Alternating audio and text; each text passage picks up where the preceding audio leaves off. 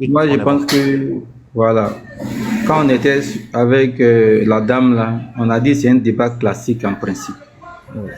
Voilà. Si quelqu'un pense qu'il n'a pas grand chose à dire, il peut laisser l'autre développer en principe. Voilà. Parce que il faut que le débat soit structuré pour qu'on sache quand ça finit. Si ça peut finir vite, tant mieux. Mais si on veut faire court et qu'on déborde, c'est ça qui n'est pas intéressant en fait. On veut savoir quel est le nom que l'ange a donné à Marie. Les deux débatteurs sont là. Mm. Chacun va se prononcer là. Il faut que chacun ait le temps, tu dis le nom et tu dois démontrer que c'est ça qui est le nom en fait. Est-ce qu'on peut faire ça en 10 minutes? Il y a deux débatteurs. L'autre va dire c'est Yao, l'autre va dire c'est Yakisi. Les preuves scripturelles, littérales. Est-ce que tu peux faire ça en 10 minutes? On n'a qu'à faire un débat sérieux. 10 minutes, 3 fois, ils vont tout développer. C'est pour enseigner aussi les gens en fait. Si on quitte ici aujourd'hui, là, il faut qu'on comprenne quel est le nom exactement. Est-ce que quelqu'un peut me démontrer ce nom en 10 minutes? Bon, je pense que c'est pas ça, c'est pas sérieux en fait. Voilà. On va revenir sur ce qui est classique là. Ils ont le temps de développer. Voilà. Moi, c'est ce que je vois en fait. D'accord. 10 minutes, 10 minutes, on ne va pas s'asseoir là pour faire 10 minutes. Ce n'est pas question et réponse. C'est En fait, je un comprends. débat normal. Ce n'est pas question et réponse. D'accord. En fait, je comprends ton point de vue également et voilà, je comprends. Mais Arc-en-Ciel également aussi, il a dit que ça ne lui causait pas de problème, tu vois. Il a dit que ça ne lui causait pas de problème. Je suis le modérateur d'Arc-en-Ciel. Arc-en-Ciel ne doit même pas parler ici. C'est moi qui parle et puis qui rentre dedans. Je suis son modérateur. Ok, donc Voilà. il y Donc, a ne lui pose pas, passe par regarde, ne lui pose pas, prochainement là, ne lui pose pas directement des questions. Passe par moi. ok. Voilà. Oui, c'est ce que j'avais Cheikh voulu. Adam, Oui, Oussam. allons-y, Ah, allons-y. Ostas, attends, je parle. Parce que Oui, j'ai l'impression qu'il y a confusion. mais s'il vous plaît, voilà, restons dans le respect, restons courtois, Mm. parce que c'est un débat, voilà, classique. Merci. Ouais, je dis, j'ai l'impression qu'il y a confusion. Parce que euh, le monsieur, il fait croire que nous, on doit donner un nom. Faites la nuance. C'est pas à nous de donner le nom. C'est Arc-en-Ciel qui a relevé le défi pour venir donner un nom. D'accord? Je crois qu'on est d'accord là-dessus. C'est Arc-en-Ciel qui a relevé le défi pour venir donner le nom. Donc, Oustas Kamara n'a pas de nom à donner. Il n'a pas de nom à donner. C'est lui qui a dit il faut faire le débat pour qu'il vienne donner le nom. Donc, nous, c'est ça, on attend le nom. Parce que vouloir faire croire que nous, mon débatteur doit donner un nom, je suis désolé. Je suis désolé. Donc, Oustas Kamara a dit on va dessus. Allons-y et lançons les hostilités, que le nom finalement sorte. Voilà.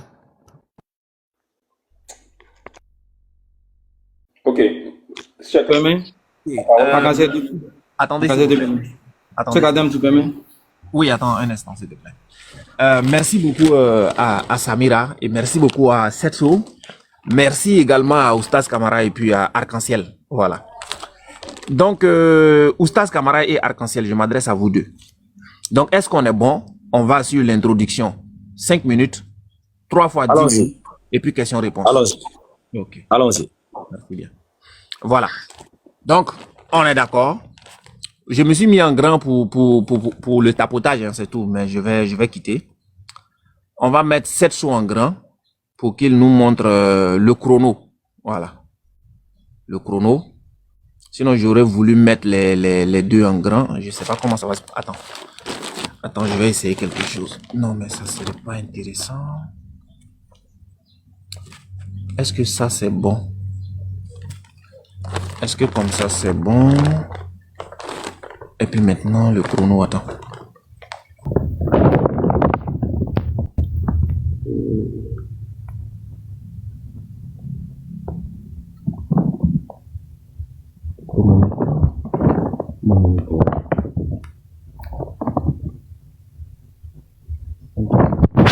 Ok. Vous allez me dire ce que vous en pensez de ça. Si c'est pas bon, on met cette sous en grand. Il faut laisser comme c'était là. Il faut laisser comme ça. Est-ce que comme ça, c'est bon? Il faut laisser premier là. Bon, ce que tu as fait là, on ne voit pas. Il faut laisser premier là. Ok. l'autre là, et puis le truc est seul là. Faut faire ça comme ça.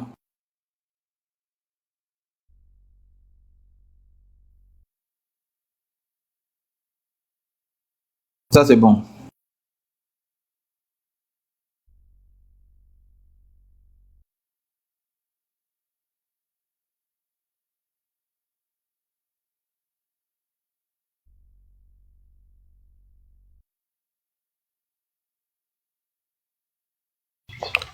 Setso, ouvre ta caméra.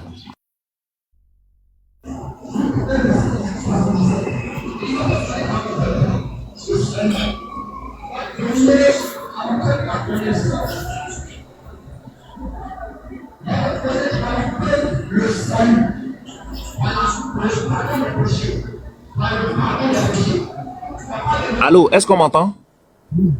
On t'entend, Cheikh Adam. On t'entend très bien. Ok, celui qui commence, c'est lui qui conclut en dernier, c'est ça? C'est ça. Ok. Maintenant, partant de ce principe-là, qui veut commencer?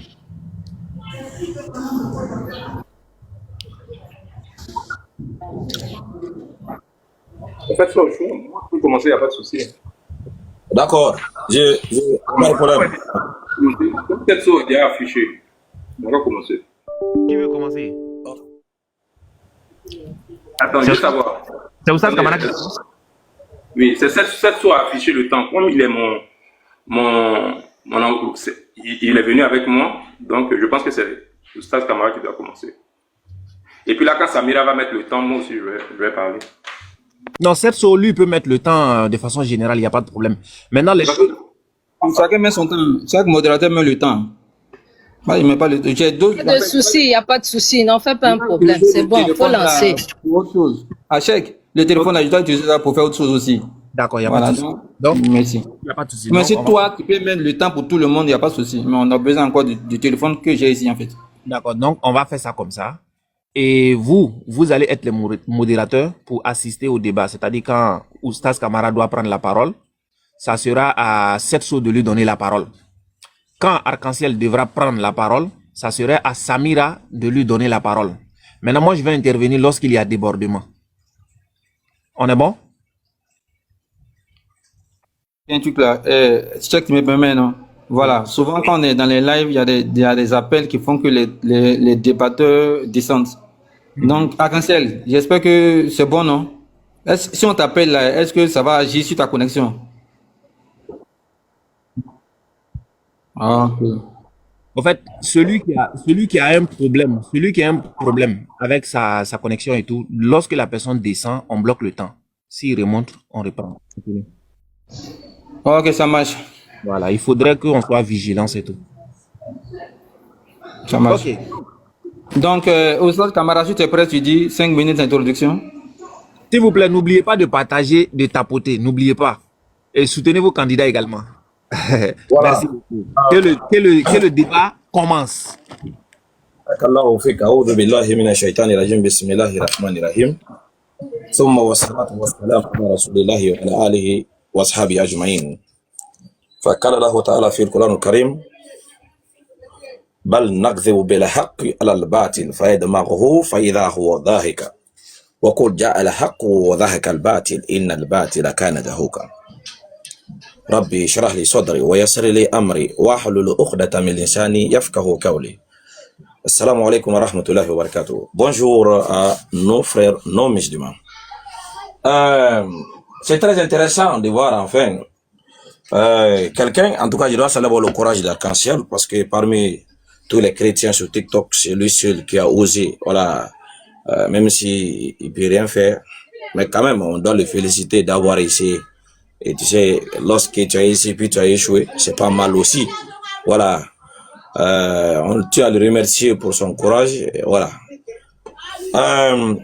Sans perdre trop de temps, le débat que nous départageons aujourd'hui a duré 1 an, 1 mois, précisément. Début le 31 décembre, on a posé une question en retour suite à une question qui nous a été, une affirmation qui a été faite par le groupe chrétien, certainement eux. Voilà, l'avare du Christ, et puis à l'époque, la Wikigang. ils ont fait une sortie. Dans cette sortie, ils accusaient le Coran d'avoir trompé l'humanité, d'avoir falsifié le nom. L'auteur du Coran, c'est un inventeur. Il a inventé un nom. Voilà, il a changé le nom. Voilà. En ce moment-là, nous on demande. Quand ils ont fait cette sortie, c'était notre obligation de répondre. Donc la réponse est sortir par une question, si le Coran a menti sur le nom, si Issa est faux, si le révélateur du Coran s'est trompé, alors c'est à vous de nous donner le nom que l'ange avait remis à Marie. Voilà, donc on a posé la question comme ça.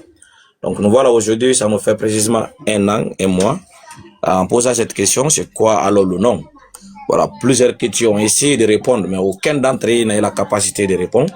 Et jusqu'aujourd'hui, nous sommes là. Donc, le frère Arc-en-Ciel a pris le relais, voilà, en nous promettant une réponse, voilà, afin de pouvoir trouver le nom que l'ange avait donné à Marie. Je tiens à préciser, la question ici, elle est précise, compréhensive, droit au but, sans aucune, voilà, complication, voilà, ou ambiguïté pour même un enfant de comprendre. Je réitère la question. Quel est le nom que l'ange a donné à Marie pour son fils dans sa Bible? Quel est le nom que l'ange a donné à Marie pour son fils dans la Bible? Voilà. Donc ici, je ne suis pas en train de demander quelle est la translittération qui a été donnée à Marie, quelle est voilà, la traduction qui a été donnée à Marie, voilà, quel est le nom que nous l'appelons aujourd'hui. Non, ma question est précise. Donc, tout ce que je demande aujourd'hui, c'est que voilà, si les chrétiens n'ont jamais le nom que l'ange avait remis à Marie, de nous le donner avec des preuves à l'appui. Voilà, je pense que la foi chrétienne aujourd'hui est basée, est constituée autour du nom. Sans le nom, voilà, il n'y a pas de christianisme. Parce que tout ce que les chrétiens font, c'est au nom. Voilà, tu vois comment il fait des miracles. Par le nom du Seigneur, au nom de Jésus sort, au nom de Jésus reçoit ça, au Seigneur Jésus, tout ce qu'il fait, c'est au nom d'État. Alors, on veut savoir, voilà, comme vous avez déjà centralisé votre croyance, vous avez déjà centralisé votre foi, et vous avez déjà centralisé toute votre existence autour d'un nom, alors cela veut dire que le nom devient des éléments clés et importants dans votre existence. Si le nom sur lequel vous avez basé votre foi, en réalité, n'est pas le nom de celui que vous pensiez, alors vous devrez vous poser des questions. Le nom que nous utilisons et nous avons accepté, c'est le nom de qui? Maintenant, là, vous allez voir, comme lui, il est vraiment une personne comme M. Vlad doué, il va venir nous confirmer si le nom qu'on vous a dans les églises de Jésus là, c'est le nom que vous devrez invoquer, c'est le nom de la personne que vous pensez. Tout à l'heure, il va venir pour confirmer cela. Mais pour le moment, attendez voir la suite. En tout cas, aujourd'hui, c'est pourquoi je ne vais pas prendre trop de paroles. C'est la démonstration textuelle qui sera là. Voilà, tout va se passer devant vous par les écrits. Il n'y a pas de philosophie et il n'y a pas de peut-être, il n'y a pas de gens dit. Voilà, il est écrire, il est aussi écrire. Ça va y savoir. Soyez bénis mes enfants et restez connectés, partagez au maximum. Qu'Allah, encore une fois, frappe les mécréants et la vérité soit éclatée. Merci beaucoup.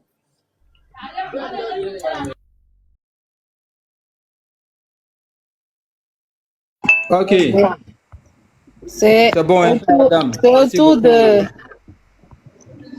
au tour de Arc-en-Ciel. Allez, top, c'est parti. Ok. Une fois de plus, encore bonjour. Je voudrais d'abord saluer et bénir le nom du Seigneur Jésus, qui est le Dieu créateur de toutes choses. Merci pour la compréhension qu'il a donnée dans les Écritures, pour l'esprit des apôtres qu'il a ouvert, afin que on puisse comprendre les Écritures. Et la Bible a dit, je vais bénir son nom, je vais le célébrer. Lui qui est Dieu dans le ciel et sur la terre, il n'y a pas d'autre Dieu que lui. Aujourd'hui encore, il va faire parler de lui.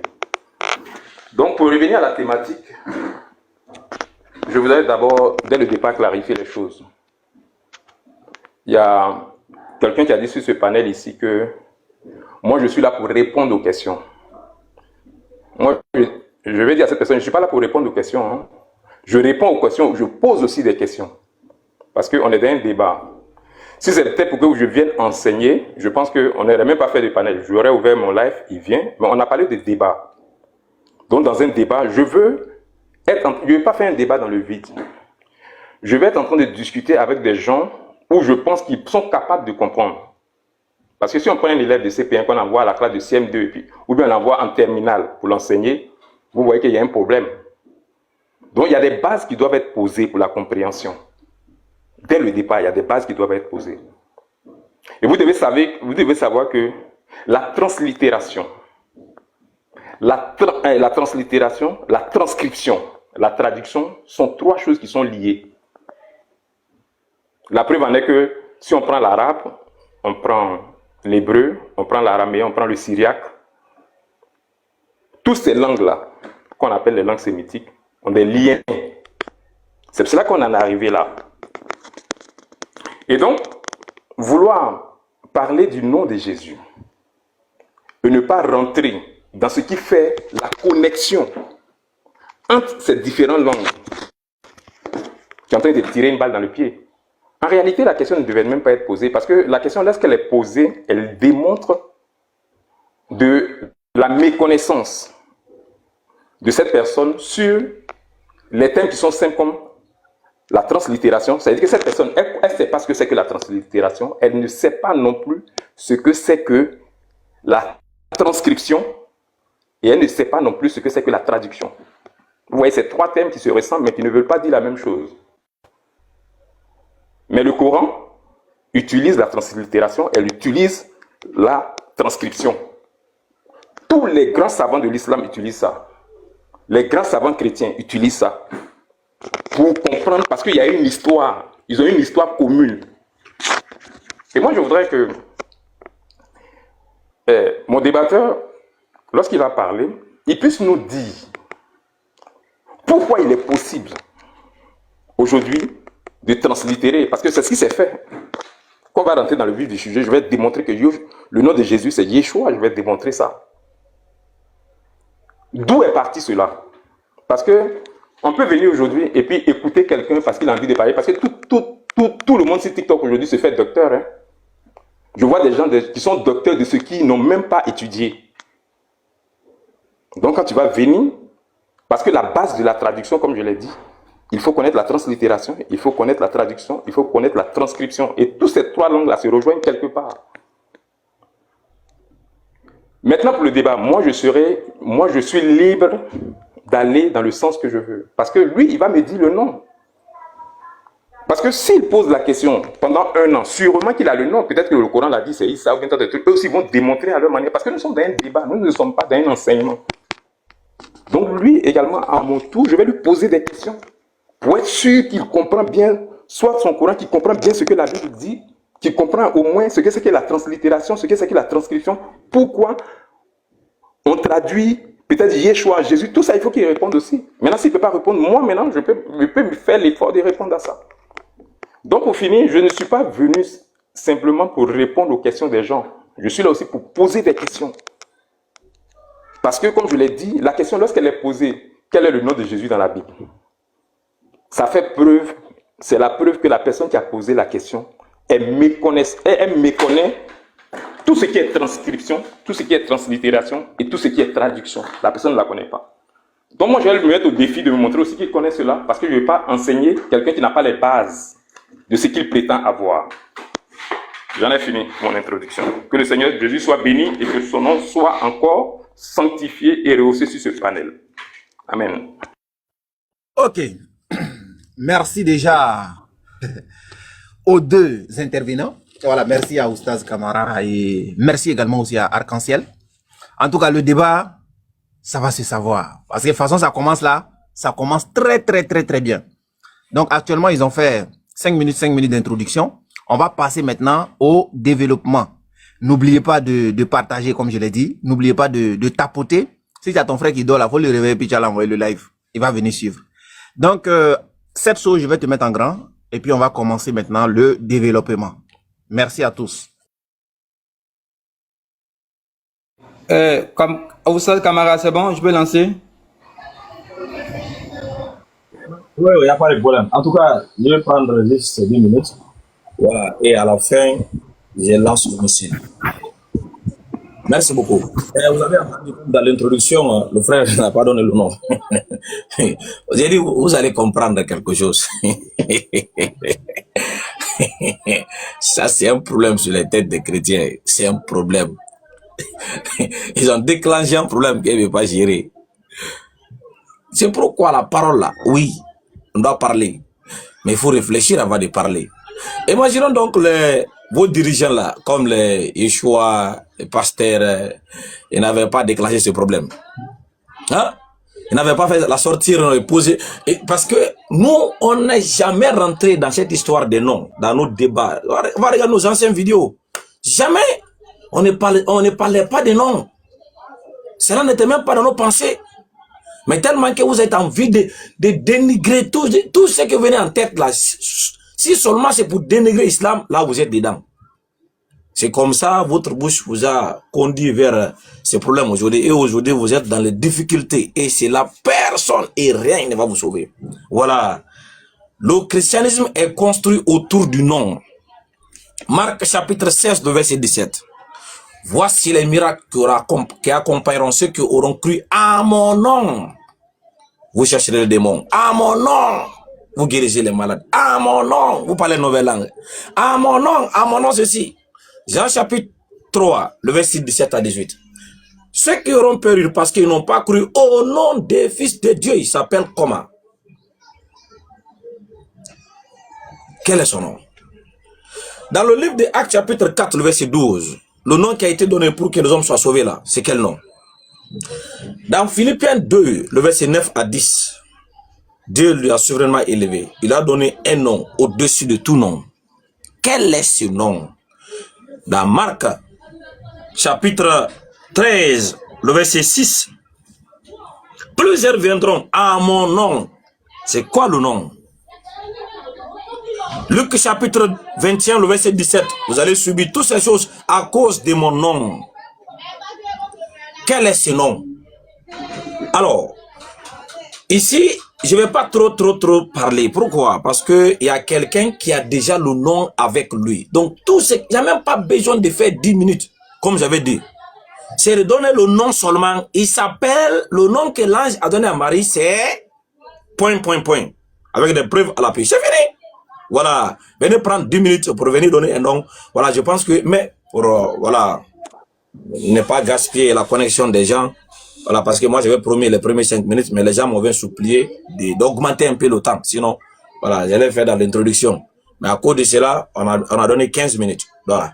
Avant la fin de ces 10 minutes, voilà, je vais d'abord lancer le missile. J'ai dit, la dernière fois, on a eu un échange, je ne vais pas jouer ces jeux. Pourquoi? Parce que la phase démonstrative, c'est la phase la plus intéressante dans ce débat. On fait la démonstration textuelle. Ce n'est pas des théories qu'on va venir faire ici. Voilà, tout se passe devant tout le monde.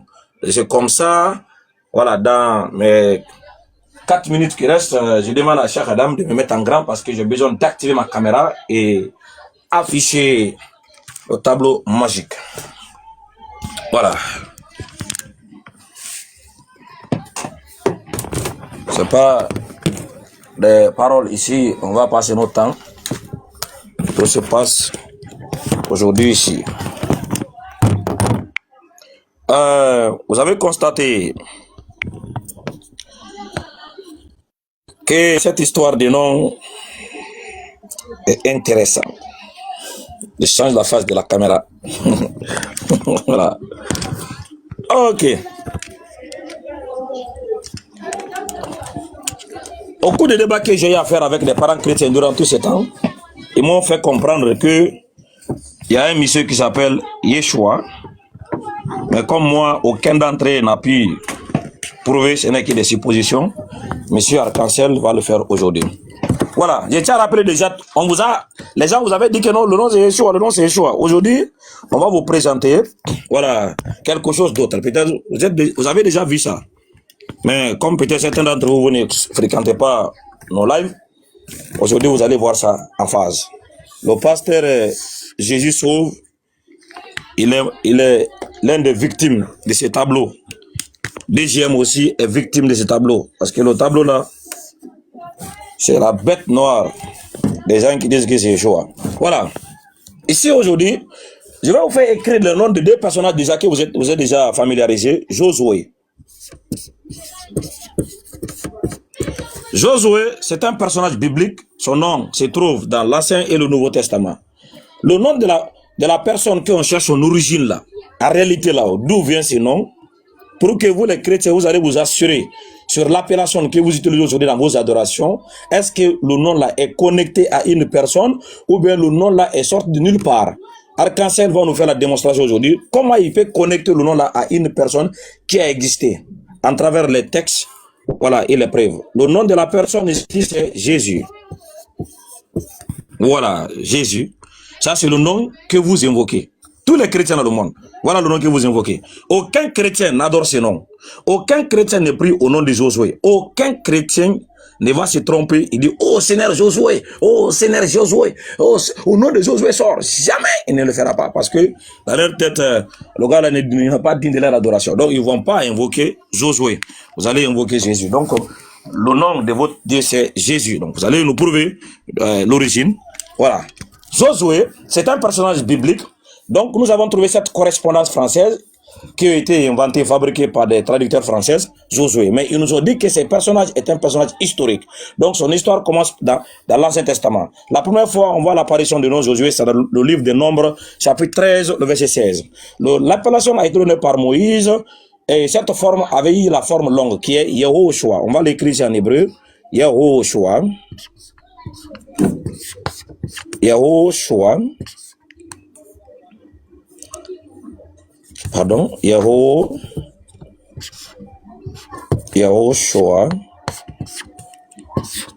Voilà, Yehoshua. La référence c'est dans Nombre 13. Nombre 13, verset 16. Vous allez trouver la référence de ce nom, Yehoshua, comme la première forme d'appellation qui a été attribuée dans les textes hébraïques avec des références à l'appui pour ces personnages, pour ne pas que ça sera quelque chose d'imaginaire. Yehoshua.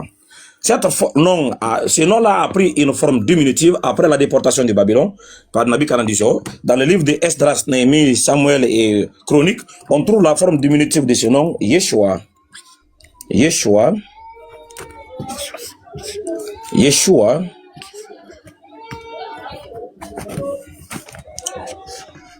Yeshua. Voilà. La forme diminutive de ce nom, Yeshua, se trouve dans le livre de Néhémie, chapitre 8, le verset 17. Néhémie 8, le verset 17. Vérifiez à la vérification, voilà, c'est des cours bibliques gratuits. Remercier le bishop à cause, voilà, de son travail envers ses enfants. Néhémie chapitre 8, le verset 17. Vers le 3e et 2e siècle avant notre ère, il y avait des Grecs, des Juifs qui vivaient à Alexandrie, les Grecs, des Juifs qui sont hellénisés. Ils ont fait une traduction de la Bible hébraïque en langue grecque. Donc le nom Yehoshua ou Yeshua a été correspondé à Jesus en grec. Jesus en grec. Jesus en grec. Et ce nom se trouve dans la Septante et aussi dans le Nouveau Testament, dans le livre des Hébreux, Hébreux chapitre 4, le verset 8. Hébreux 4, le verset 8. La référence où on trouve toujours la correspondance de Yeshua et Yehoshua dans les textes grecs, voilà, c'est dans le livre des Hébreux chapitre 4, le verset 8, dans le Nouveau Testament. Vers le 4e, 5e siècle, il y a l'un des pères de l'église par le nom de Saint Jérôme qui a fait une traduction en latin. Il a correspondé Yehoshua, Yeshua, Jesus à Jesus. Jesus. Et en français, il a rendu le nom par Josué. Voilà les formes des noms de ce monsieur en point de vue textuel, linguistique et historique. Dans toutes les étapes que le nom là a pris une transformation, dans toutes les langues historiquement parlant, voilà les références historiques qui prouvent la transition de ces noms pendant les siècles. Yehoshua, Yehoshua, Jesus et Josué. Maintenant, la question ici que Arc-en-Ciel va nous faire par la démonstration textuelle qu'on vient de faire, avec les références bibliques, pas de théorie, le candidat Jésus qu'ils invoquent là, les chrétiens, d'où vient ce nom?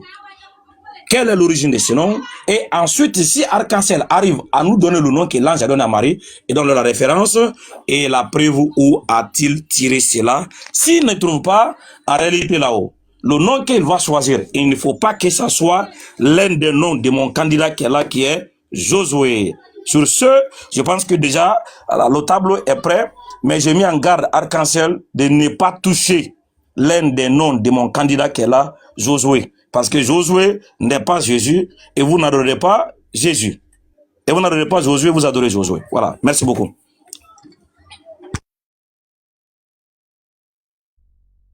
Fini, hein. Non, c'est bon, j'ai fini. Moi, j'ai fini, c'est bon. Oustaz Kamara, c'est bon? Tu as fini? Ok. C'est ton tour. C'est 10 minutes, Samira. Samira, ah, ok. Faut mettre les minutes, hein. Faut reprendre le temps. Parce que là, tu as mis 11 minutes. Non, mais ça va. Non, c'est bon, il peut commencer. Arc-en-ciel, allons-y. Ok, d'abord, je voulais encore bénir le nom du Seigneur, de ce que déjà le débat se passe bien. Dans un premier temps, je voulais dire à Oustaz Kamara, je ne suis pas sur ton panel. C'est pas toi qui dis le débat, pour imposer, tu dois faire ça. C'est justement pour ça qu'on est venu chercher Kadam. On n'est pas en train de diriger le panel. Je ne suis pas chez toi. On va marcher selon les principes qu'on a établis. Et je te dis encore, tu poses des questions. Moi aussi, je vais te poser des questions pour savoir si tu comprends. D'abord, moi, je veux qu'on arrête d'abord. Excusez-moi. Bon, peut-être que le thème c'est un peu fort, mais je veux qu'on arrête.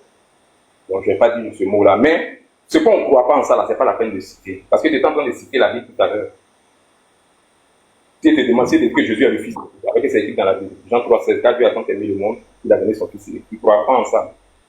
Donc, ne fais pas semblant de croire à la Bible pour prendre la Bible de justifier. Ici, les gens ont besoin, il y a des gens qui ne sont pas chrétiens dans le panel. Hein. Ils ont besoin de... Samira, bloque le temps, s'il te plaît. Bloque le Tu temps. m'entends? Voilà, Arc-en-ciel. On ne t'entend pas bien, donc voilà. Il faut régler ton micro, parle un peu plus fort. Ok, vous m'entendez maintenant? Oui. C'est depuis quel moment vous m'entendez? Parce que sinon, je vais répondre depuis le début. Ok, Samira, s'il te plaît, remets 10 minutes. Voilà. Arc-en-ciel. Vas-y, parle fort. Ok. Je disais comme ça dès le départ que je tenais à dire à Oustaz Kamara d'abord qu'on n'est pas sur son panel. Donc, ce n'est pas lui qui oriente le débat. Parce qu'il y a l'impression que c'est ce qu'il veut faire. Orienter le débat, tu dois répondre à temps, tu dois faire ça. Nous sommes dans un débat où moi, je vais poser mes arguments, je vais te poser des questions comme tu vas me poser des questions. Si tu voulais qu'on t'enseigne, ou bien c'était un enseignement, tu allais venir, on allait faire un panel chez moi et puis on allait chez toi. On est dans un débat. Donc, ce n'est pas toi qui dirige le débat. Maintenant, ce que j'aime pas, il ne faut pas utiliser des arguments dans lesquels tu ne crois pas. Tu ne crois pas à la Bible. Si tu de suite là-dessus, je te demande, Jean 3,16, car Dieu a tant aimé le monde qu'il a donné son Fils unique, afin qu'il croit en lui. Si tu te dis, si Jésus est Fils de Dieu, tu as dit, tu ne crois pas à ça. Donc, il ne faut pas en rentrer dans utiliser des choses dans lesquelles on ne croit pas. Les gens qui sont sur le panel là, tout le monde n'est pas chrétien. Hein. Il y a des musulmans, il y a des kémites, il y a des gens qui viennent de d'autres bords, il y a même des athées.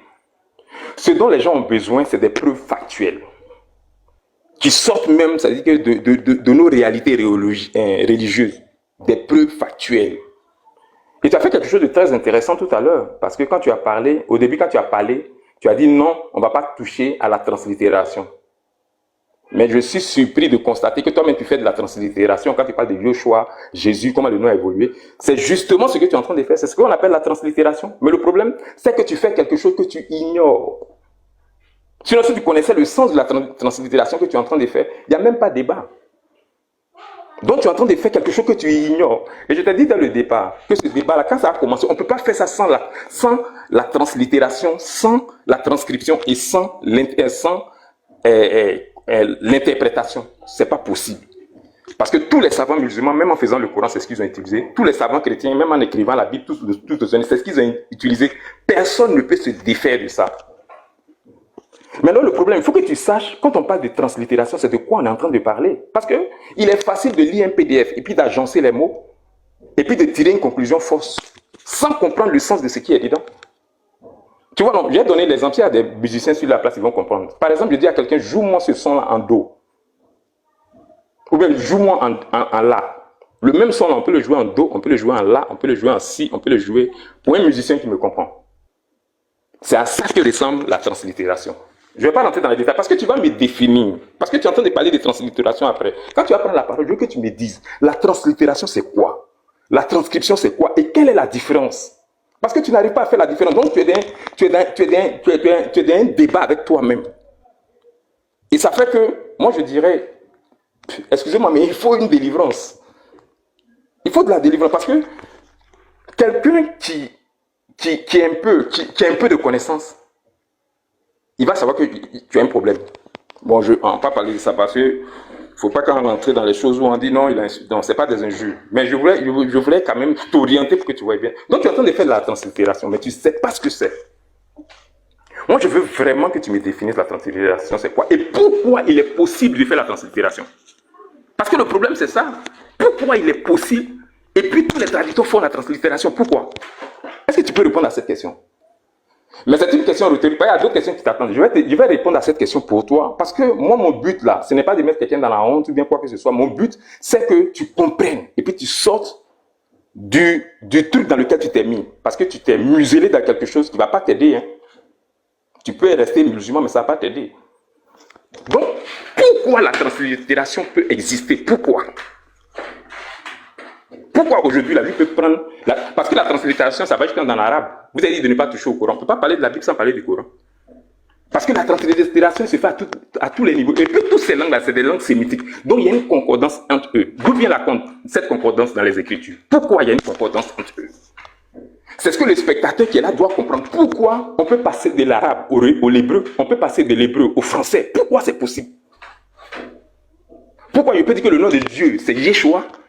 De Jésus, c'est Yeshua. Pourquoi il peut dire que son nom, c'est Jésus? Pourquoi il peut dire que son nom, c'est Yeshua? Pourquoi il peut dire que son nom, c'est Jesus? Par exemple, s'il dit en anglais, c'est Jesus. Pourquoi il peut faire ça? Parce que si tu ne sais pas ça, tu passes à côté de ce qui fait la compréhension du texte biblique, même du texte coranique. Parce que je peux te poser des questions dans le Coran, tu ne pourras même pas répondre en matière de translittération parce que tu n'as aucune notion de la translittération. Et si tu penses que tu connais la translittération et puis la transcription, je te prie, non, si tu prends la parole, il faut donner la définition. Aujourd'hui, on a le temps de taper sur les moteurs de recherche et puis voir si c'est vrai ou bien c'est faux. Et moi, je te dis encore, c'est indispensable lorsqu'on parle de la Bible, du Coran, lorsqu'on parle des écrits anciens. C'est indispensable. Maintenant, on est dans la question, on est dans l'introduction. Donc, pour le moment, quand les questions et réponses vont venir, je vais répondre à la question. Moi, je donne la base à tout le monde. Ce n'est pas seulement pour toi, mais pour ceux qui nous écoutent. Pourquoi la translittération est possible? D'abord, ça a commencé avec les Écritures. Comment les Écritures sont nées? Les Écritures viennent d'Égypte. Il y a les Sumériens et puis les Égyptiens qui ont commencé avec les Écritures. Donc, arrivé à un certain moment, au 2e siècle avant Jésus-Christ, je peux dire au 2e siècle avant Jésus-Christ, les Juifs et puis ceux qui sont à la Palestine, ce qu'on appelle la Palestine actuelle, là, ils se déplaçaient pour aller dans les mines de saphir en Égypte. Donc, ils vont découvrir que les Égyptiens, là, ils utilisent des hiéroglyphes pour faire de la communication. Et ce que je vous dis là, ça a des preuves archéologiques. Il y a des découvertes qui confirment ça. Jusqu'à récemment même encore. Donc, ils vont découvrir ça. Et qu'est-ce qu'ils vont faire? Les gens là, les Juifs, je dis encore les Juifs, les Hébreux, les Arabes, les Samaritains, tous ceux qui habitent Canaan là, ils vont s'approprier cette écriture là. Parce que ils vont s'approprier cette écriture et ils vont commencer à se le transmettre entre eux. Vous allez voir que les Arabes et puis les Hébreux là, ils parlent, c'est à peu près le même alphabet qu'ils ont. Pour ne pas trop rentrer dans les détails puisqu'on n'a pas le temps. Donc, arrivé maintenant à un certain siècle, cet alphabet là, il va passer sur les Grecs. Vous comprenez? Les Grecs vont emprunter l'alphabet. Mais sauf que les Grecs, ils ne sont pas une langue sémitique. Donc, puisqu'on a affaire à des sons, il y a des sons qui n'existent pas en grec. Donc, ils vont faire à leur manière.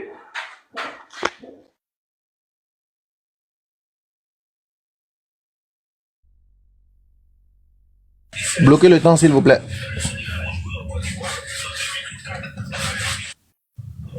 Samira, vous bloquez le temps. Voilà. Arc-en-ciel. Allô? Excusez-moi, il y a reçu un coup de fil là. Okay. Donc c'est ce que je disais. Bon, les coups de fil, ça va vraiment nous gêner dans ce qu'on sera en train de faire. Mais on va faire l'effort. Donc parce qu'il faut situer la base. Pourquoi la translittération, elle est nécessaire? Et d'où ça vient? Pourquoi c'est possible? Parce que souvent on ne peut pas translittérer dans certaines langues. qui n'ont pas le même alphabet que nous. Donc, il faut savoir translittérer c'est quoi. Donc, j'ai dit qu'ils vont transmettre ça aux Grecs. Sauf que les Grecs, ce n'est pas un peuple sémitique. Et les Grecs vont transmettre ça au latin. Donc, il va y avoir ce qu'on appelle des équivalences entre les lettres choisies. Parce que, si on veut voir, c'est le même phonogramme. Ça veut dire que c'est le même son. Quand je prends alpha, quand je prends A en français, quand je prends Aleph en hébreu, vous voyez que les deux, tout commence par A. C'est ce qu'on appelle des phonogrammes.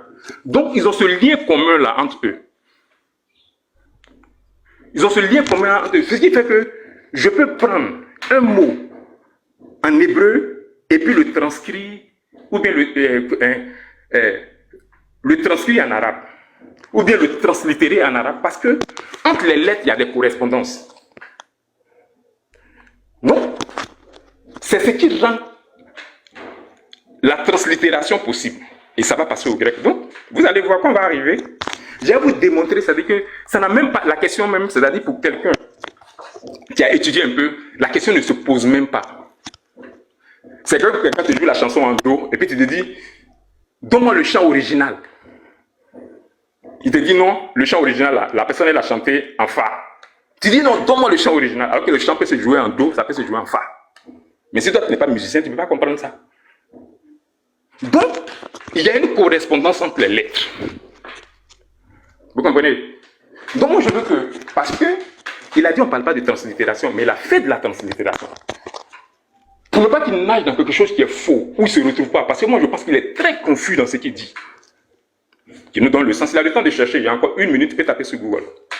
Parce qu'en réalité, si tu découvres le sens de la translittération, tu découvres le sens de la transcription, tu découvres le sens de la traduction, tu es délivré en même temps. Il n'y a même plus de débat. Peut-être que tu vas t'excuser et dire non, les gars, je n'avais pas compris. Et moi, c'est pas toi que je plains. Moi, je plains parce que je connais des éminents musulmans qui ont de la connaissance, qui sont sur le terrain. Je ne vais pas citer son nom, mais un de vos amis avec lesquels je discute la nuit. Il pouvait dire, mais frère, ce que tu es en train de faire là, c'est simplement de la translittération de la question. Parce que si tu as plus de connaissances, souvent, il faut venir en aide. Et les gens sont sur les panels en train d'écouter des gens qui ne savent même pas de quoi ils parlent. Donc moi, je te mets au défi. Définis-nous. Parce que tu as parlé de translittération. Le nom de Yeshua qui était écrit. Moi, je fais l'hébreu. J'ai des trucs même avec choses. Je vais te montrer ça tout à l'heure. La translittération, c'est quoi? En quoi elle est différente, la transcription? En quoi elle rejoint la traduction? Il faut dire ça devant tous les panels. J'ai donné la base. Maintenant, le panel, on est là pour éclairer les gens. On n'est pas là pour donner, c'est-à-dire que c'est notre point de vue qui compte. Parce que nos points de vue ne comptent en rien devant les spécialistes. Parce qu'il y a des gens qui ont étudié toutes les vies pour ça, ils ont un doctorat dedans. Donc ce que tu as dit là, ça n'a rien. C'est-à-dire que c'est trop petit devant ces gens-là. Donne-nous ce que c'est que la translittération, la traduction, et puis la transcription. Comme tu as utilisé ça là. Que Dieu vous bénisse. Merci encore à Arc-en-Ciel. Merci encore à Oustas